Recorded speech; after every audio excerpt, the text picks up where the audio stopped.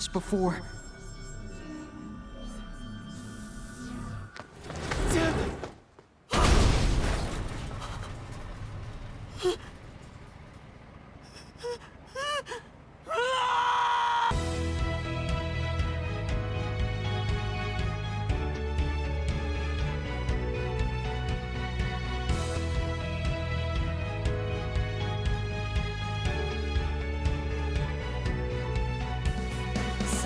Sometimes I wonder, how did I get here? Neo: The World Ends With You is an action role-playing game co-developed by Square Enix and h.a.n.d, or h.a.n.d, and published by Square Enix. This game is a sequel to the 2007 game The World Ends With You. Just like this original game, this game takes place in Shibuya, where high schoolers Rendo Kanade and Fret Furusawa are thrust into a game of life or death known as the Reaper's Game, which is a competition for people who have died in which they must battle other teams over a 7-day period in which the team who finishes last is erased and the winner gets to choose to do whatever they want. Because of this, Rendo and Fret must recruit players to raise their chances of survival. This game is overseen by a game master, just like the original game, but in this game, the game master's name is Shiba. They do battle with 4 other teams named the Vera Beauties, the Pure Hearts, the Deep River Society, and the Ruin Bringers. Which the Ruin Bringers are a powerful team that has won the game every week and chooses to keep playing every time, indefinitely extending the game. During the game, Rendo and Fret learn they both have different abilities, which is Rendo's ability to rewind time and Fret's ability to make people remember things that they have forgotten. These abilities, amongst others, are used throughout the game to help the player solve puzzles that the player must unravel throughout the story to find out exactly what is going on in this battle for literally life or death. I think the story is mostly pretty engaging for the most part. I did enjoy the story overall, but there are a few points of the game that did drag pretty hard, and it felt like the game could have easily been about 5 to 10 hours shorter, and I wouldn't have really noticed any difference. A lot of the dialogue seemed to also drag on, which is a trend really in these kind of Japanese role-playing games. But there are some parts of the game, especially when rewinding time, where the same dialogue will happen like 2 or 3 times in like a 1-day period of that week. Which I know does make some sense because they're rewinding time. But at the same time, as a player playing the game, seeing the same dialogue over and over again just really isn't necessary. And thankfully, you can kind of just skip by this by just hitting the next button a lot. A lot of the dialogue is also presented in slideshow fashion, including some action scenes, which is a really weird choice in my opinion. I do get that it is a style, but I think the game could have really done with more cutscenes, because the few cutscenes presented were fantastic, and I feel like that could have gave the game a little more in terms of presentation, and sometimes it's just straight up nauseating how many times it just cuts from one picture to the next. Now, in terms of characters, there really wasn't a character I didn't like. They all had different personalities that really worked well together and had a good balance of comedy and serious that I really liked. The voice acting that was there, and they probably should have done way more because it felt like only 10 to 20% of the game was voiced, but what was there I thought was really good.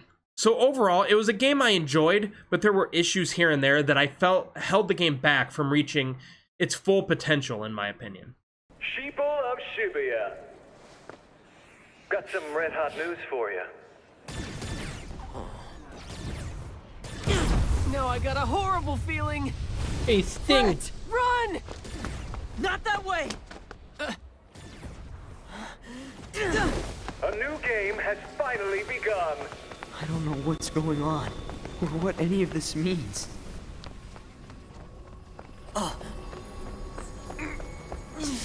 Just make it stop! The gameplay of the game is pretty much a hack and slash for the most part. There is some skill and strategy to how you tackle an enemy, especially as the game goes on with the bosses, but for the most part, it's just a button masher. The way this game does change it up, though, is all the characters' abilities are tied to one button. So on PlayStation, for instance, Rendo's ability is tied to the triangle button, and Fret's ability is tied to the square button, with other characters holding down other buttons as the game goes on. The way random enemy encounters work in the game is you push R1 and this will trigger like a scanning mode where you scan the area that you're in. And while you're in this mode, you can see kind of these red symbols that are floating in the sky. And if you stand over it, the symbol will come down. And once it hits you, it'll prompt you to start the battle. Or if you just sit there, it'll automatically start the battle. You can get multiple symbols to come at you at once by running under multiple, and that will allow you to string battles together for more XP and abilities.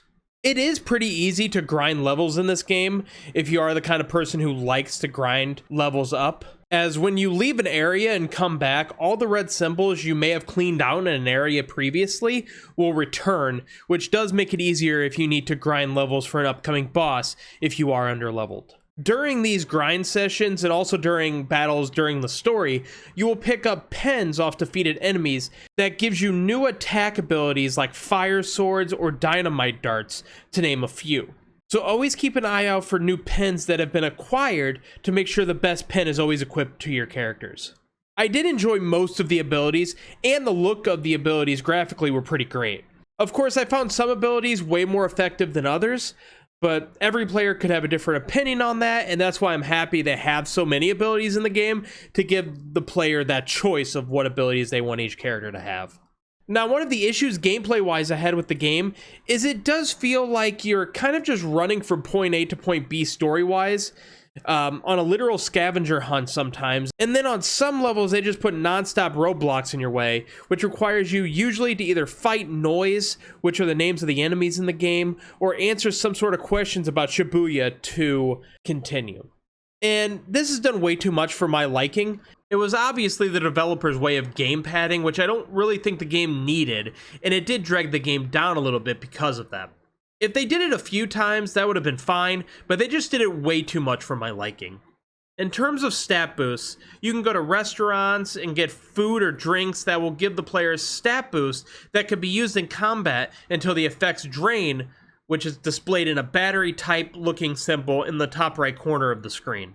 You can also go to clothing stores and buy a hat, a shirt, pants, shoes, and some sort of cosmetic that will either boost the player's HP, attack, defense, or style depending on what piece of clothing you choose, and each player can equip different kinds of clothing that fits that player's style. And lastly, the player can get even more abilities by going to the social network under Thoughts and the main menu. And examples of these abilities are things like making battles tougher and in turn providing more XP and a wider variety of pens to the player, and pressing the X button after you're sent flying by an attack to immediately regain footing, to name a few. In terms of collectibles, you really just collect books, CDs, pens, food, and clothes at stores you find throughout the game, and outside that, there really isn't many collectibles of note to talk about. In terms of your final score, I really did enjoy this game overall. I enjoyed the story overall. I enjoyed the gameplay. I wasn't a huge fan of the game padding that they did by putting roadblocks in your way at all times and making you fight things. And some days there's like 6-7 roadblocks that you run into throughout that they make you either fight things or do quizzes or whatever, run around, chain together battles that I'm not a huge fan of. And I just thought that really hurt the game overall. The lack of to me, the lack of cutscenes really didn't do it much justice, because like I said, the cutscenes in the game are fantastic even. And I just, the whole slideshow cutscenes kind of nauseating, not a huge fan of that, but I did enjoy this game. This is one of those games that's tough to score because I did really enjoy it. It kept me engaged all the way through. The gameplay, well, even though it was button mashy, I did like how they did it because different characters were linked to different buttons, and it kind of, you kind of had to do strategy to kind of figure out how to do all that to string your attacks together correctly, the right way to take the enemy down. But there are issues there that do drag it down. So my final score for Neo, The World Ends With You, is a 7 out of 10. I could see somebody giving it more. I wouldn't argue if somebody gave it a 6. I can see that, but I think I'm sitting at a 7 out of 10 for this one. A good game that could have been even better if a little bit more effort was put into it, but it is what it is at the end of the day, and I feel like a 7 out of 10 is kind of a sweet spot for this game. If they just added more cutscenes, if they added less roadblocks, if they kind of switched it up so it didn't feel like you were doing the same thing all the time, that would have really helped this game out, differentiated it. So again, it wasn't like you were doing the exact same thing over and over throughout.